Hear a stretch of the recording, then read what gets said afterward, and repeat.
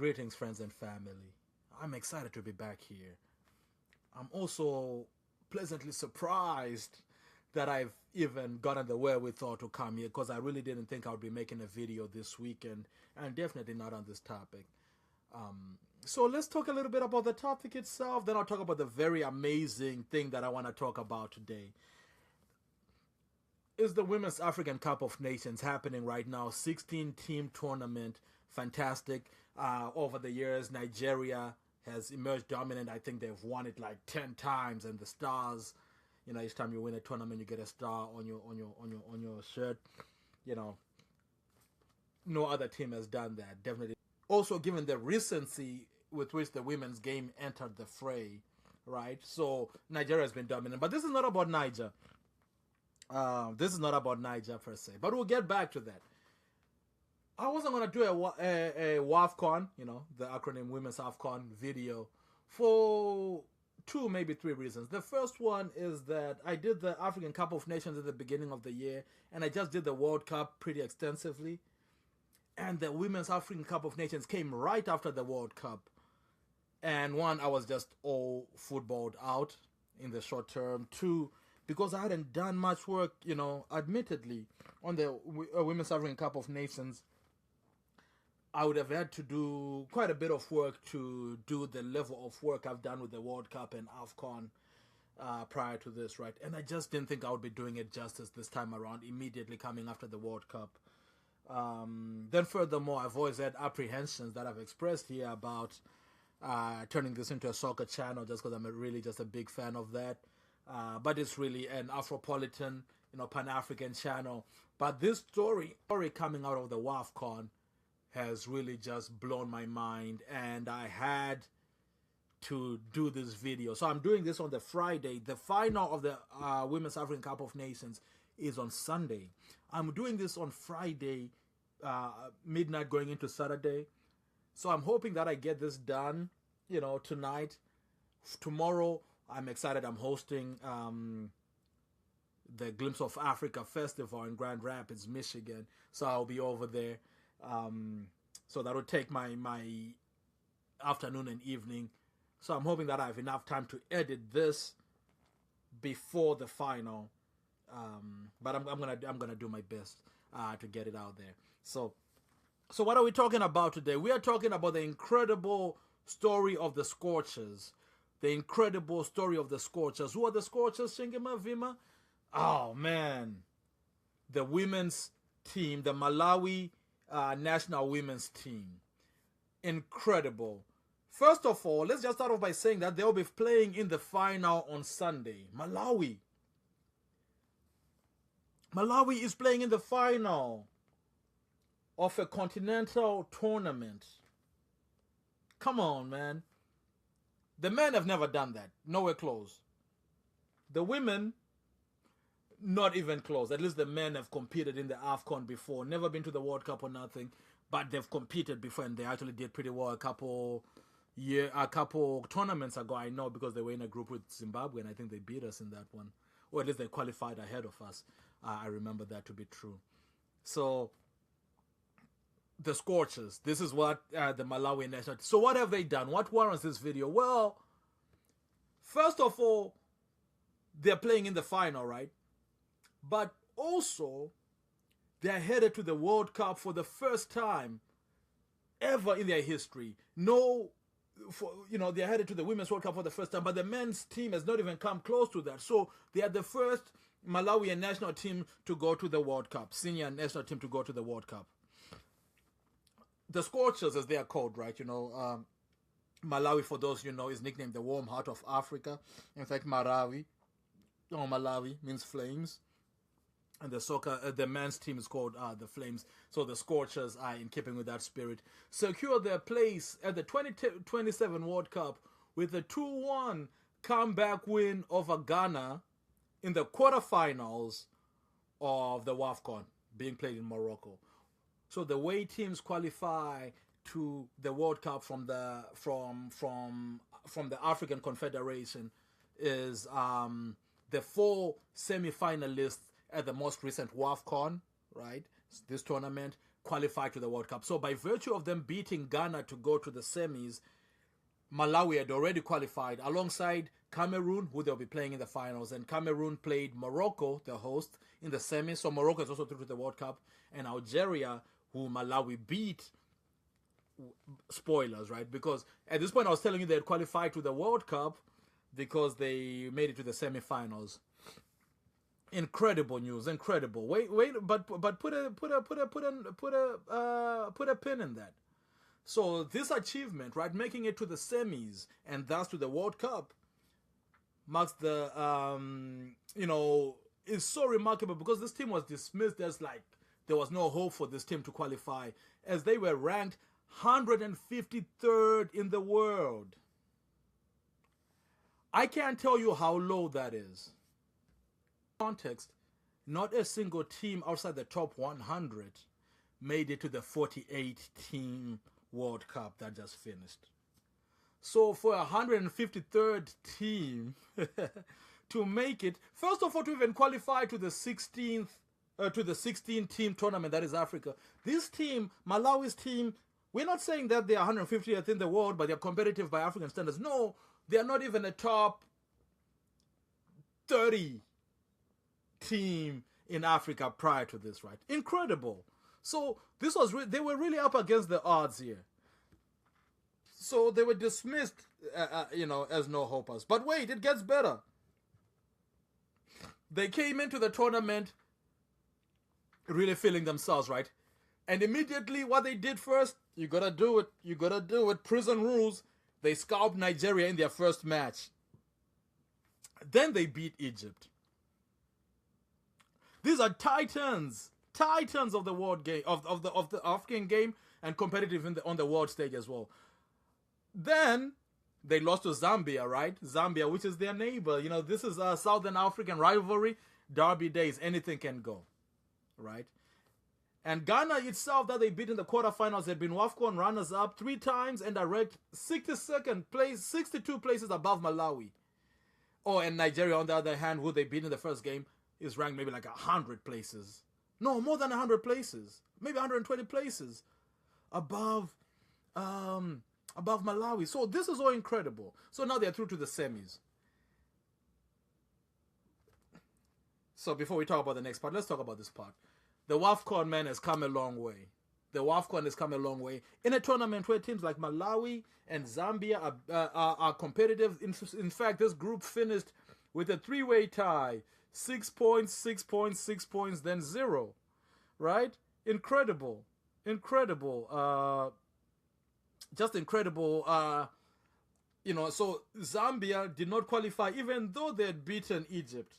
Even though they had beaten Malawi, and they'd beaten Egypt 6-0, by the way.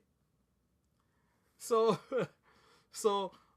the fact that they didn't qualify, what I'm juxtaposing it to, I remember when at least I started to take note of women's football in Africa, particularly in Zimbabwe at the time, and we were playing in regional tournaments, COSAFA and so forth, and we just ran riot over everybody. In that tournament. I remember it happened at least once, maybe twice.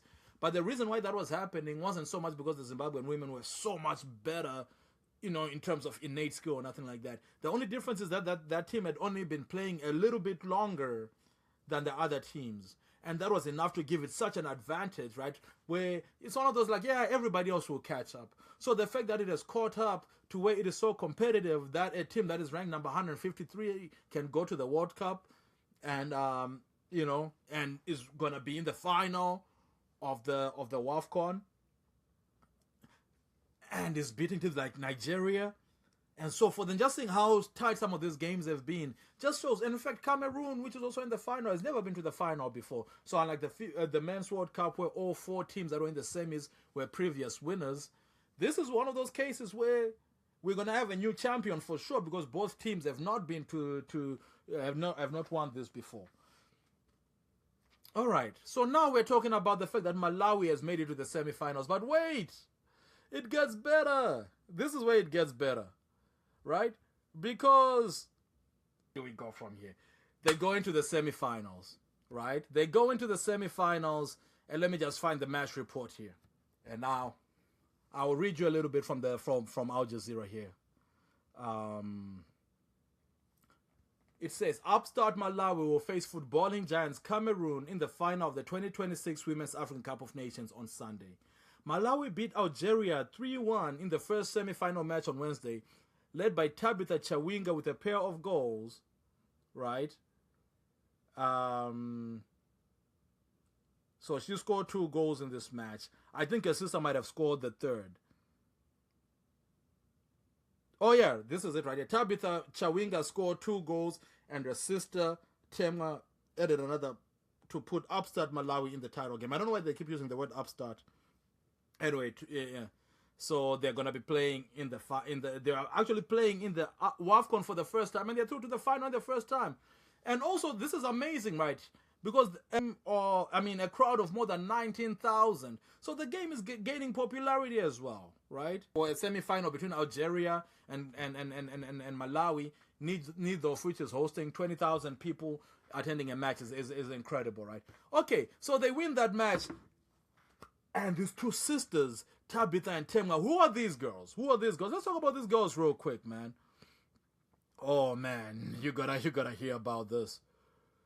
Their story begins in northern Malawi, right, where they grew up, and their family, their parents, they don't want them playing football. Then Tabitha, who's the older sister, the one who scored the 2 goals, would play with boys. Anybody who knows a very tomboyish or very sporty girl, particularly in more conservative communities, will know that your way out of that, especially if you're going to be excellent, is playing with the boys who usually who usually get a little more liberty to do that. And of course, just the physics of it all usually provide a little more of a challenge and so forth. So at one point, man, the opponents were so unwilling to believe that a girl could be that good that they forced her to undress to prove she was female. An old school caster semenya testing, if you will, which again, don't do that. And the parents, of course, telling her to concentrate on football. Then she kept playing. Then eventually, when she was 18, right, this girl, when she was 18 in 2014, she was signed by a Swedish 3rd division club, Krokom Devasats. I apologize if I butchered that. And she became the first Malawian to play professional football, a Malawian woman to play professional football in Europe. And she didn't just survive. She won, that first season, she won the league's golden boot after scoring 39 goals in 18 games. 39 goals in 18 games. That is more than 2 goals a game averaging.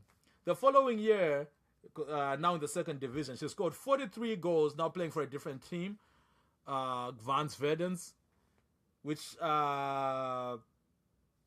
again, she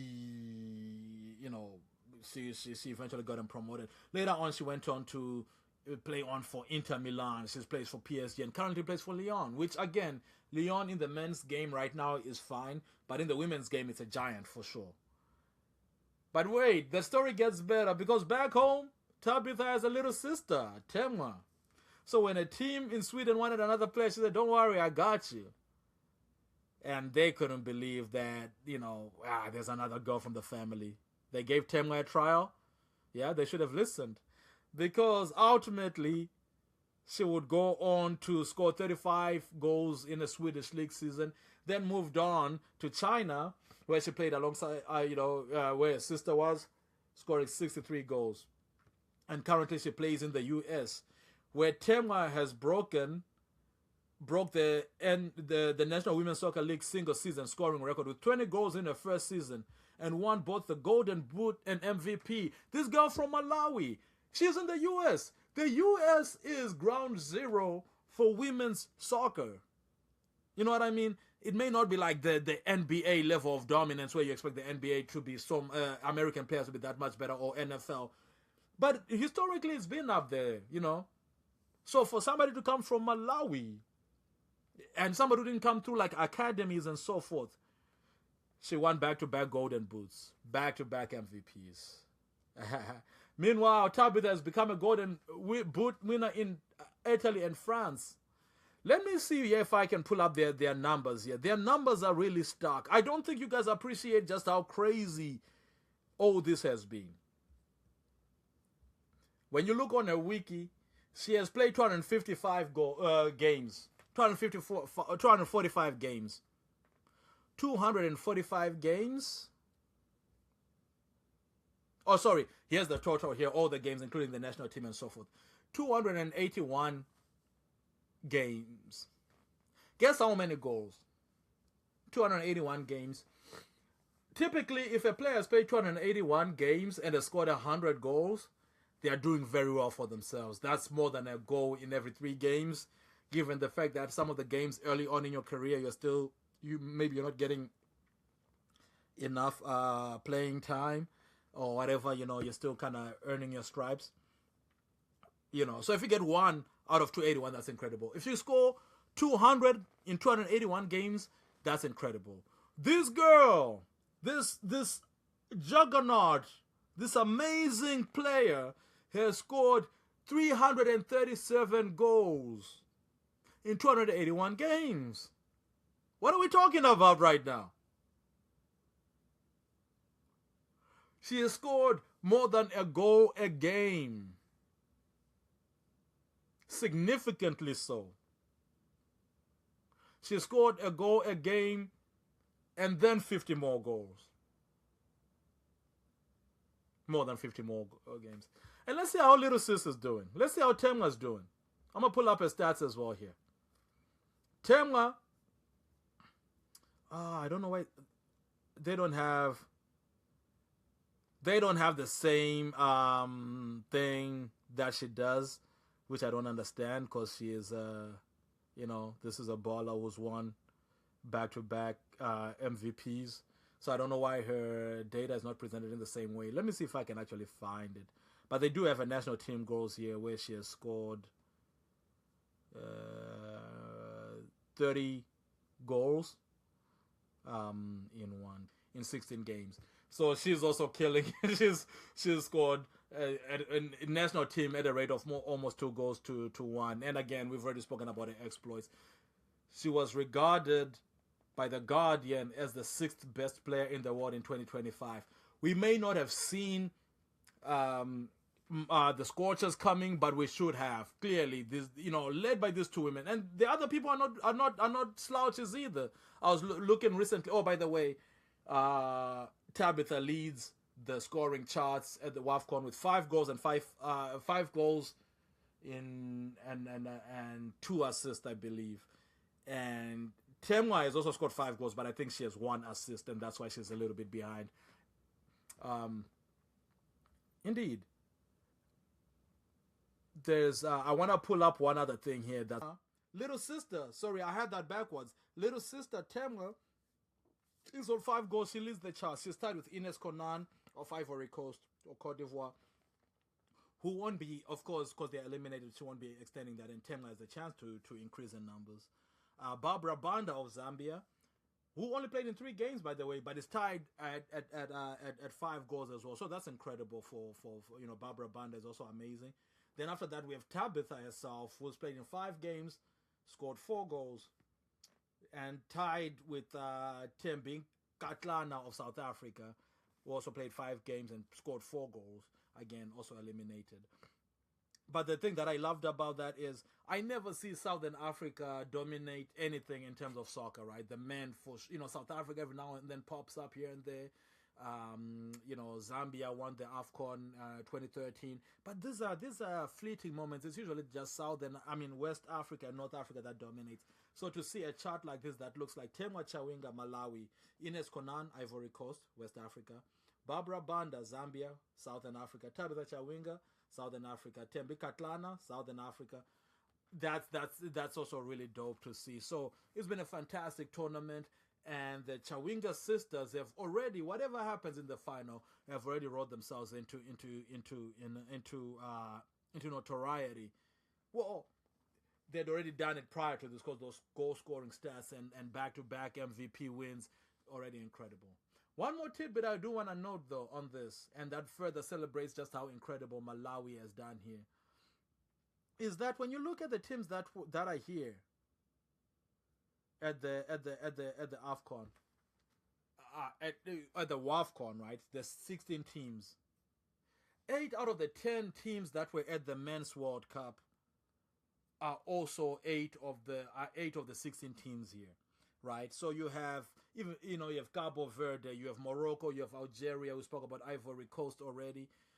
These guys. You have Algeria, Senegal, Morocco, South Africa, Ivory Coast, Egypt, not Malawi, of course, wasn't at the World Cup. Ghana, Cape Verde, right? All those teams were at the World Cup. So what does that tell us about African football in this? Well, those are the countries that I can argue have developed soccer programs that are more consistent, and you see the success across the board. You see Morocco doing well in under 17. You'll see Senegal doing well there as well. Even the teams that didn't qualify for the Men's World Cup that are also there here, like Cameroon and Nigeria, those are also mainstays. It's almost a surprise that they were not at this World Cup. But they're also like other teams that are pretty good. Then you get teams like Mali and Burkina Faso, which have never been to the World Cup, but surprisingly so, right? Those are also very good teams that are always troubling the top of the AFCON or charts or World Cup qualification. So Malawi belongs to that group of Southern and East African teams. Malawi, Zambia, Kenya, and Tanzania, who didn't embarrass themselves, by the way. But it's just that that's not really where you expect the champion to come from, especially not just because of the region, but because you also see that those other teams are teams that have taken their football very seriously and are routinely at the World Cup, routinely at WAFCON, routinely at AFCON. So yeah, just an amazing story, man. Shout out to Malawi. Those are our neighbors in Southern Africa. A lot of Zimbabweans are actually of Malawian origin, so we have a very good relationship with them. I've spoken about that when I spoke about the Central African Federation, Federation of Rhodesia and Rhodesia and Nyasaland.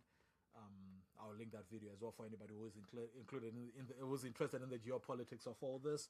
But yeah, I just wanted to do a quick video here and celebrate the incredible things that Malawi has been doing at WAFCON and the leadership as presented by the Chawinga sisters, Tabitha and Temwa, and we wish them all the best going forward. Indeed. One.